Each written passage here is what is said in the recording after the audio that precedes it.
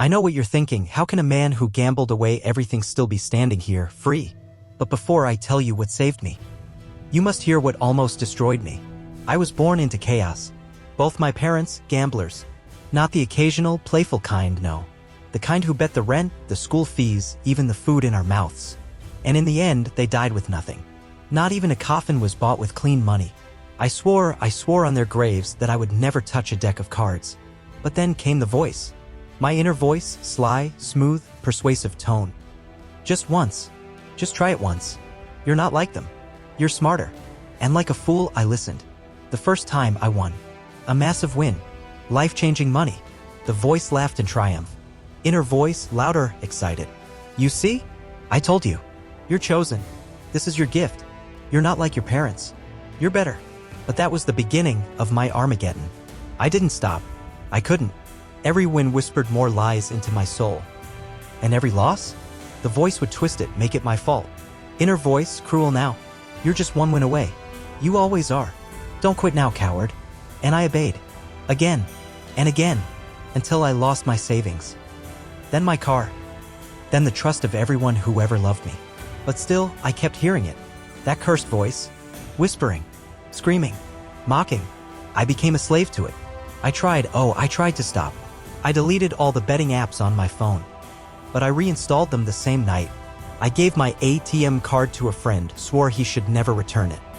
But 2 days later, I lied, told him there was an emergency. There wasn't. I went to church, fasted, cried at the altar. The next day, I was at the betting shop placing one last ticket. I joined a support group once. Everyone was sharing their victories.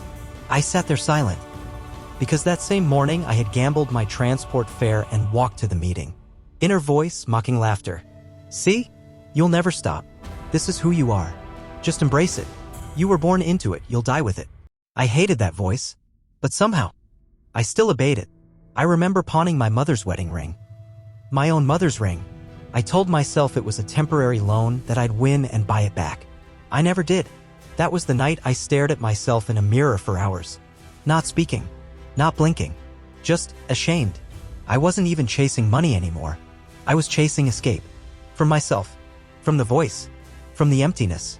And every time I lost, the voice would blame me. You should have chosen that other game. You're just unlucky. But try again. The next one will hit. I was in a prison. Built inside my own mind. And the warden was my own voice. I lost my job. I was supposed to submit a report. Instead, I spent the night watching a live game. Chasing a bet that didn't land. When I got to the office the next morning, tired and broke, they handed me a letter. Services no longer required. I begged my girlfriend for money once. Said it was for rent. She gave me everything she had, trusting me. That same day, I walked into a betting shop with her savings in my pocket. And walked out with nothing but tears. When she found out, she didn't scream. She just looked at me with this quiet heartbreak. And said, I don't know who you are anymore. She left that night. Didn't even ask for the money back. Just her peace. Inner voice, smug, cold, said, she was holding you back anyway. Now you're free to win big. I laughed. Not because it was funny, but because it was all I had left. I sold my phone. Started using cyber cafes to place bets. I lied to my siblings, my friends, stole from my cousin's bag during a family gathering. And when they found out, I blamed it on someone else. That's when I noticed something terrifying. I was becoming my parents. The same hunger, the same lies, the same emptiness. The same addiction I once despised. I had become its next victim. But the worst thing I lost was myself. I couldn't look people in the eye. I hated mirrors. I hated birthdays. Because I didn't feel alive anymore. Just stuck in this endless cycle of hope, loss, shame, repeat. And yet, I still kept going. Because that cursed voice wouldn't stop. Inner voice, now dark, dominant. If you quit now, you'll never recover your losses. Just one more bet. Just one more. Then came the final bet. The one the voice promised would fix everything. I had nothing left. No job. No woman. No dignity. But the voice. It was louder than ever. Inner voice, urgent, manipulative. This is it. The comeback. One last bet and you rise again. Don't walk away now. Winners don't quit. So I borrowed money. From a friend who still believed I was trying to get back on my feet. I lied. Again. I walked into that cyber cafe like a man on a mission. Placed the bet, every single naira. And I watched the game. Heart pounding, palms sweating, eyes glued to the screen. And then, a missed goal, a red card, a last-minute penalty. And just like that, it was gone. I stared at the screen, blinking, as if refreshing the page would change the result. It didn't. I sat there for almost an hour.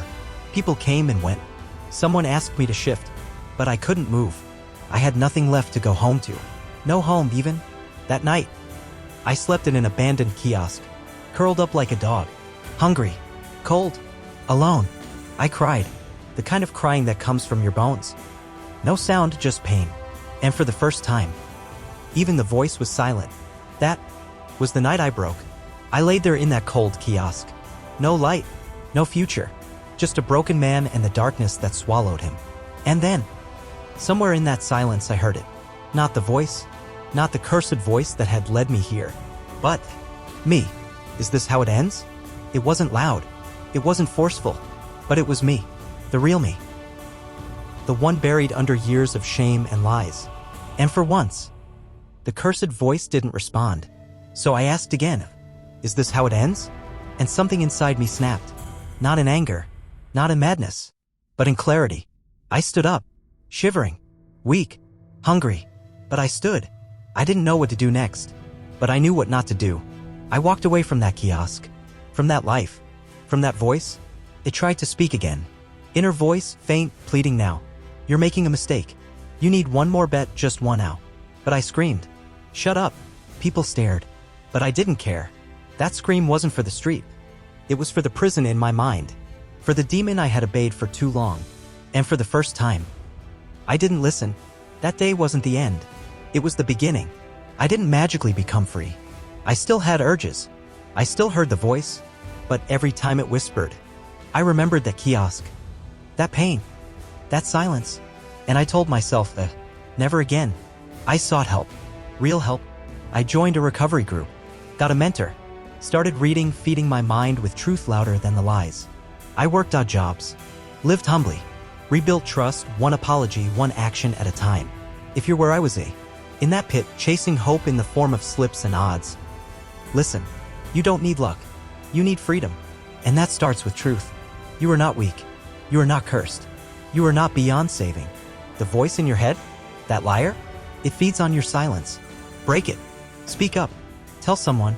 Seek help. Walk away, no matter how shaky your legs feel. It will hurt, but it will not kill you. Staying there will. It almost destroyed me, but I am free now, because I chose to stop listening and start living. So can you. Master your inner conversation. Choose the right voice. If you did enjoy this video, hit the like button and share. And do subscribe to this channel for more interesting video on inner dialogue.